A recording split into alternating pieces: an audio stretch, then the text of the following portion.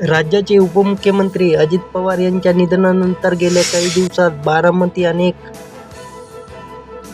प्रश्न उपस्थित केले जात आहे. अजित पवारचे निधन झाले नसून विमानाचा अपघात झाल्यानंतर 6 जणांचा मृत्यू झाल्याचे सांगण्यात येत होते.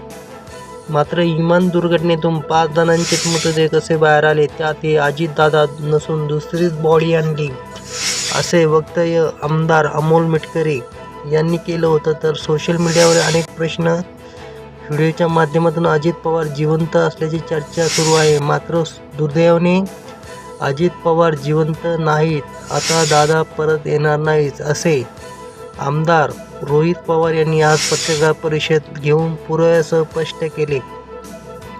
रोहित पवार यांनी काही दिवसापूर्वीच आपण अजित दादा पवारांच्या निधनाबद्दल आणि विमान दुर्घटनेसंदर्भात लवकरच पत्रकार परिषद घेऊन माहिती देणार असल्याचे म्हटले होते. त्यानुसार रोहित पवार यांनी आज मुंबईत पत्रकार परिषद घेऊन माहिती दिली. अजितदादाचा अपघात होता की घात, असा प्रश्न प्रत्येक व्यक्तीला पडलेला होता. लोकांनी भावनिक होऊन व्हिडिओ टाकले की दादा परत येतील, कारण विमानात 6 जण होते आणि 5 जणांचे मृतदेह बाहेर आले, त्यामुळे ती बॉडी दादाची नव्हती. दादा आज येतील, उद्या येतील, असे अनेकांना वाटतंय. खरंच दादा